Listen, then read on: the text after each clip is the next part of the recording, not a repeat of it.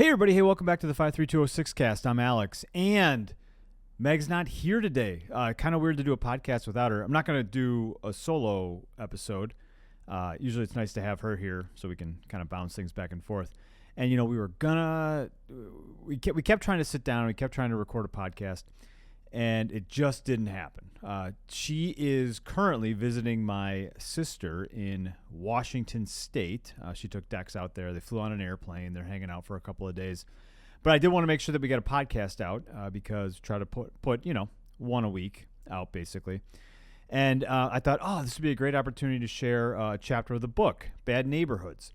I had a lot of great feedback from people about the book, about the audiobook version of it that's released on the Bad Neighborhoods podcast feed. So, if you're a listener of the 53206 cast, you go to the 53206 cast podcast feed, either on your Apple podcasting app or Spotify or wherever you listen to podcasts.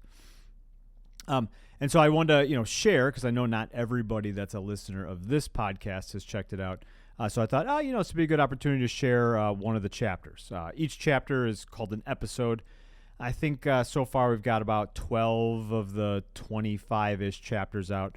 New chapters of the book are released on Mondays and on Thursdays, all the way up to the end of 2024. And yeah, it's essentially this is just a giant collection of reflections on things that have happened. How my own perspective has changed, and Meg's too, on how our perspectives have changed because of where we live and because of the people that we interact with regularly, and then kind of gives a little bit of a framework for how we might move on to something better for the inner city. So this chapter is called Ghetto Self-Esteem. The idea behind ghetto self-esteem is that when a neighborhood, a city, a neighborhood, a town, a village, a block even can have a self-esteem, and what happens to that block when the self-esteem is low.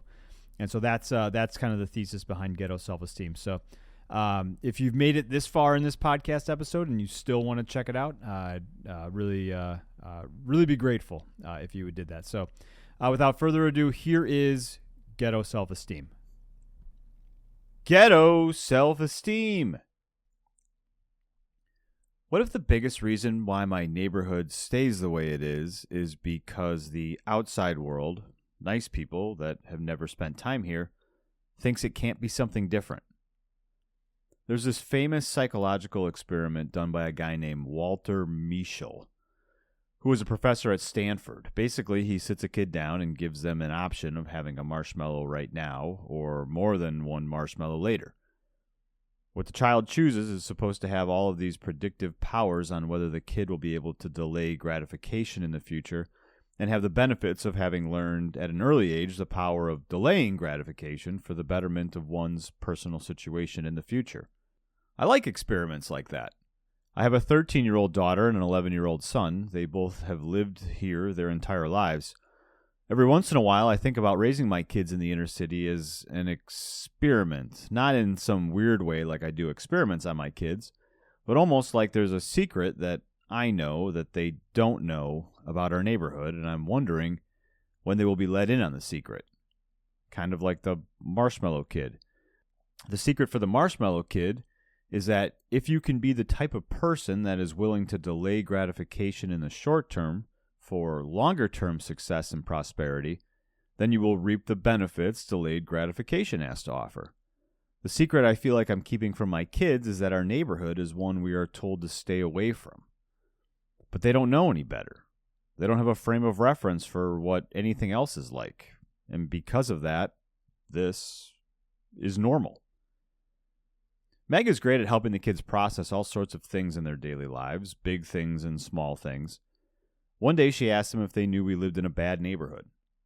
It was almost like they couldn't comprehend the question. Why would someone say our neighborhood is bad? We live in a good neighborhood, they told her. By no means do they live in a bubble, but like all of us, our view of the world is shaped by the places we inhabit and travel to. They see a lot of good happen in our community. Apparently, more good than bad, since it never occurred to them to think negatively about where we live. The lot on 8th and Burleigh, half a block down from us, is a major intersection. 8th Street serves as the frontage road for Interstate 43, and Burleigh is a major east-west street which almost spans the entire width of the city. 2 corners of 8th and Burleigh are occupied by the highway. A tire shop sits on one of the corners, and the other is vacant land that I heard used to be a gas station. The vacant lot on 8th and Burleigh has been that way since we moved here in 2006. I'd never seen anything good happen on that vacant lot until the summer of 2021. That summer, old Robert's granddaughter, Ashley, and a small group of other people decided to hold a market, the Portrait Field Market, on the vacant lot on 8th and Burleigh. Pop-up markets are kind of a thing now. I hear people all the time telling me they're going to a farmer's market on a Sunday morning, or there's this great pop-up market in this particular neighborhood. On that Saturday in 2021, our neighborhood had a pop-up market. Somewhere between 20 and 30 vendors set up their tables and booths on the vacant lot. So many vendors showed up that we actually had to expand the market beyond one street corner to a second on 9th and Burleigh. A city block with an alley in between was dedicated to showing what had been produced by the 24 small business owners from the neighborhood. Candles, artwork, t-shirts, and these really cool resin coasters were some of what was available to buy. Traffic for the event was pretty good for a market's first go at it. The market was scheduled to last 3 hours, and about 2 hours in, I remember telling people that this is the first time I remember seeing anything good happen on this street corner. Shortly after saying that, a car sped down Burleigh from the west towards the market, followed closely by another car. As the first car passed 9th Street, the second slowed to turn down the alley with the market on either side of it.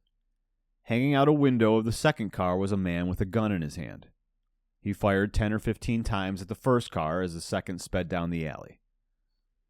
The shots hit the building across the street and the car of one of the vendors, but thankfully didn't hit any people, including my kids who were about 100 feet away. Drive-by shootings happen. They're a normal part of life in the inner city. They happen, but it's not like you see them all the time.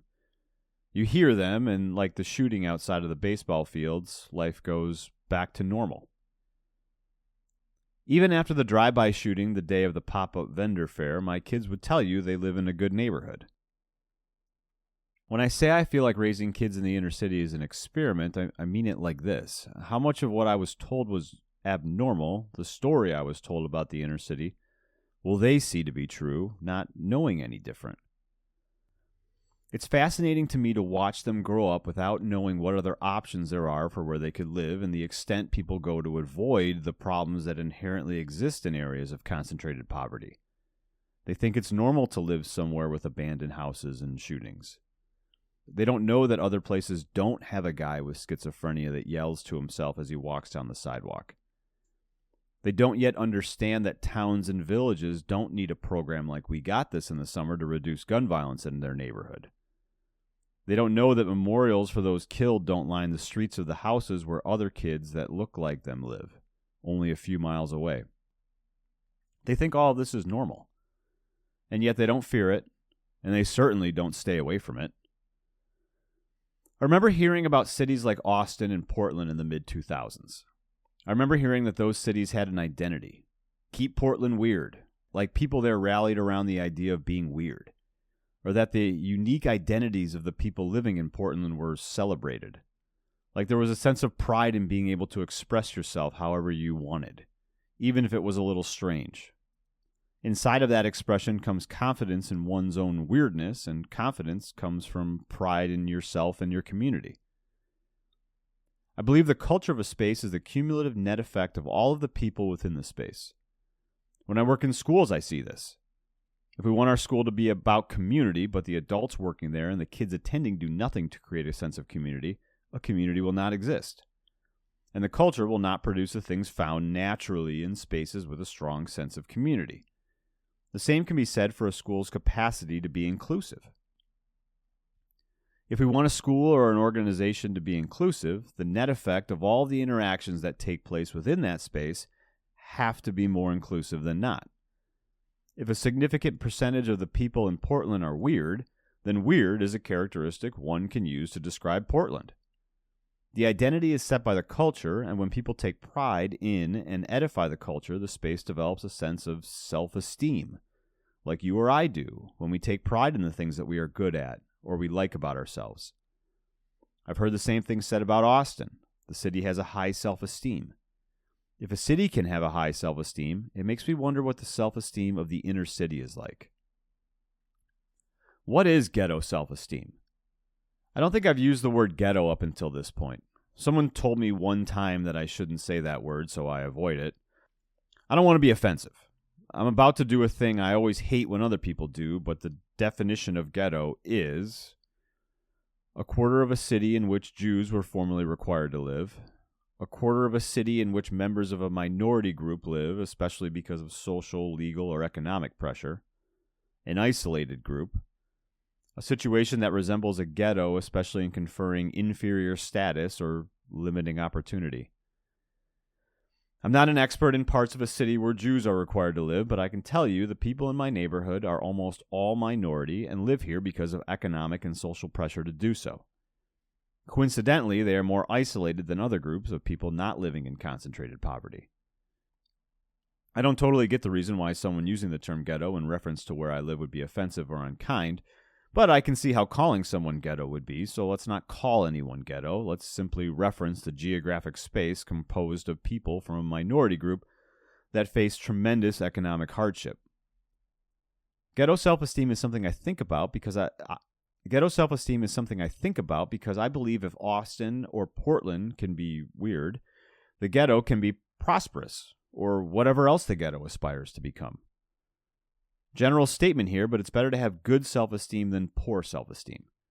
Another general statement, good things happen to everyone.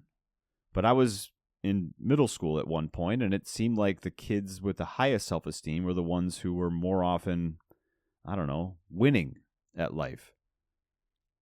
That place is sketchy. Remember the transitive property? If A equals B and B equals C, then A equals C. This is why I believe the perception of the inner city is simultaneously so valuable and damaging and an area we can leverage for change. If I live in the inner city and the inner city is sketchy, then I must be sketchy. If I live in the inner city and the inner city is violent, then I must be violent, or at least more violent than my suburban peers. For years, I taught math in an alternative school. That school had a horrible reputation around the district and in the city where I worked. When I or someone else would mention the school's name, Dodke, people would ask me if that was the school for bad kids. The transitive property helped kids attending there to make the logical leap that if Dodke is the school for bad kids and they attend Dodke, it must be true that they are bad.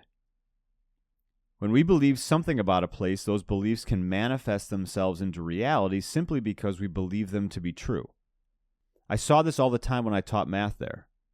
Kids would walk into the school year telling me they were bad at math, and if I told a child repeatedly, actually, you are quite good at math, by the end of the semester they believed something different about themselves. People talk about my neighborhood all the time. People that would never go there. When they talk about it, they give it a label. Sketchy, bad, dangerous. I feel the same way the students attending the school for bad kids felt. If my neighborhood is sketchy, bad, or dangerous, then maybe I am sketchy, bad, or dangerous. I turned 40 a little while ago, and more than ever, I understand how your view of what you believe about yourself dictates how you feel about yourself. My beliefs about myself have direct and indirect implications for how I see myself. How I feel about myself and what I am capable of accomplishing affect my goals and ultimately the trajectory of my life. If I believe I am good enough to accomplish something, big or small, I am more likely to give it a try and have an opportunity to be my own unique version of successful. I've also lived in the inner city long enough to have experienced existing in a space where I am navigating through life in a place where others actively avoid. A handful of those years, Meg and I were in a financial situation that made moving nearly impossible. We invested heavily into our home, and it wasn't worth what we put into it, creating the perception, whether real or made up in my head, that moving wasn't a viable option. When you're in a situation you put yourself in and can't find a way out, it's easy to base your self-worth on your limited options, and our limited options included staying in a place with drive-by shootings and makeshift garbage dumps. When I visit family or friends in areas outside of the inner city, almost all of them live in places that say something about them. My brother likes living near the train in Chicago because he likes the type of lifestyle that living on the north side of Chicago offers him. My buddy lives one town over from where we grew up because he has friends and family there. His wife's family lives near there, and he enjoys the lifestyle that living in a northwestern suburb of Chicago offers him. I have a brother-in-law that lives in an affluent suburb of Nashville. He and his wife chose that place because of the opportunities and, again, the lifestyle doing so offers them. Each of those people finds satisfaction and edification as human beings within their spaces. Tightly connected to where we live is our identity, and intertwined within our identity is a sense of self-worth or self-esteem.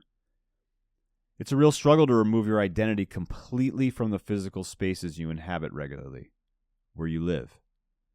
Even harder is to divorce others' perceptions from your own views of yourself.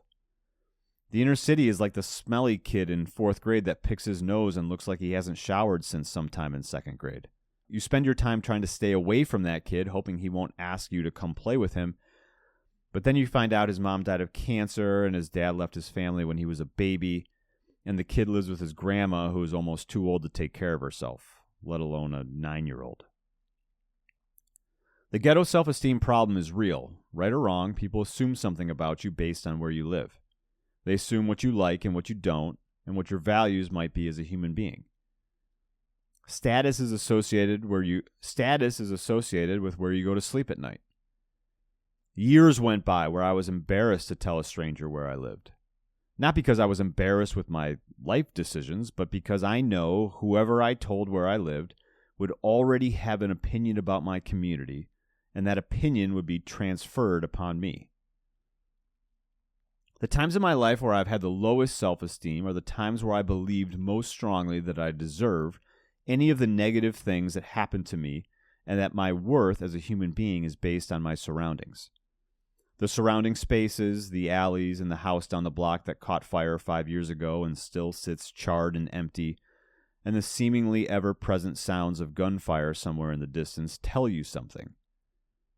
And when you can't get away from these things, you start to believe that you deserve them.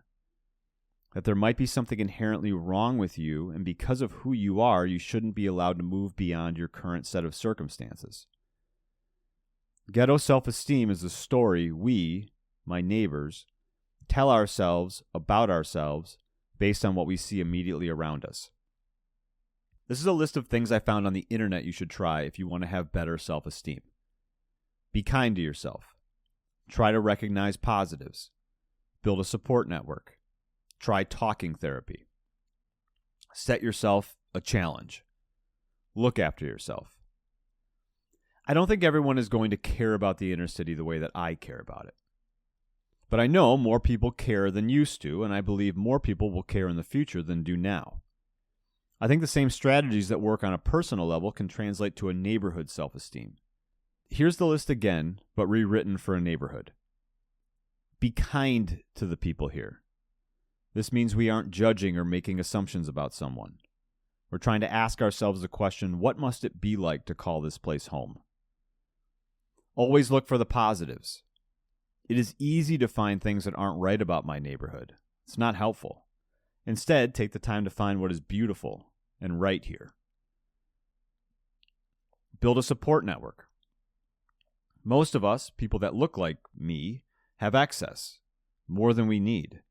How can you use your excess to provide access to someone? Set yourself a challenge to understand how things got to be the way they are. My neighborhood didn't arrive at where it is now by accident, nor do any of the longtime residents want it to be that way. And finally, look after us. Areas of concentrated poverty face complex problems.